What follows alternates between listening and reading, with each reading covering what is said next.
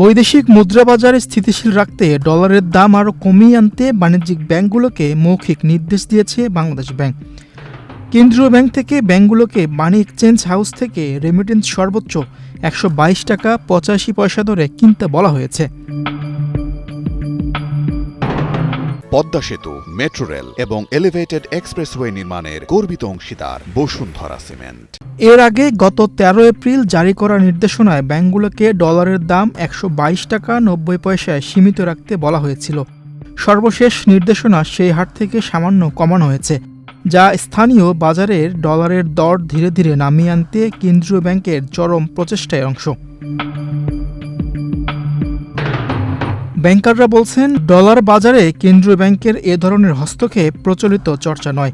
মূলত কেন্দ্রীয় bank reference rate চালু করলেও এভাবে সরাসরি হস্তক্ষেপকে সঠিক পদ্ধতি হিসেবে দেখা হয় না। সংশ্লিষ্টরা বলছেন, জ্বালানি তেলের দাম বাড়ায় মূল্যস্ফীতি আরও বৃদ্ধির আশঙ্কা রয়েছে। তাই ডলারের দর এমন পর্যায়ে রাখতে চায় কেন্দ্রীয় ব্যাংক যাতে আমদানি ব্যয় অতিরিক্ত না বাড়ে। ডলারের দর বেশি থাকলেই আমদানি ব্যয় বাড়বে, যা মূল্যস্ফীতির উপর চাপ সৃষ্টি করতে পারে। তাই এটি স্থিতিশীল পর্যায়ে বজায় রাখার চেষ্টা করছে কেন্দ্রীয় ব্যাংক। অর্থনীতিবিদরা বলছেন, আইএমএফের ঋণের কিস্তি ছাড় নিয়ে আলোচনা চলছে, যেখানে সংস্কার নিয়ে এক ধরনের অনিশ্চয়তা তৈরি হয়েছে। আইএমএফের শর্ত অনুযায়ী এক্সচেঞ্জ রেটকে স্থিতিশীল পর্যায়ে আনার কথা থাকলেও তা পুরোপুরি বাস্তবায়ন না হওয়ায় অনিশ্চয়তা তৈরি হয়েছে। সরাসরি হস্তক্ষেপ ছাড়া যেভাবে ডলারের দর ব্যবস্থাপনা করা হচ্ছে সে বিষয়ে আইএমএফের আপত্তি রয়েছে। বাংলাদেশ ব্যাংকের তথ্য অনুযায়ী চলতি অর্থবছরের ২৬ এপ্রিল পর্যন্ত দেশে রেমিটেন্স এসেছে ২৮.৯২ বিলিয়ন ডলার। গত সপ্তাহে কয়েকটি বেসরকারি ব্যাংক ১২৩ টাকা দরে মানি এক্সচেঞ্জ হাউস থেকে ডলার কিনেছিল। চলতি সপ্তাহে বিপিসি ও পেট্রোবাংলার বড় অঙ্কের পেমেন্ট থাকায় ডলারের দাম বেড়েছিল।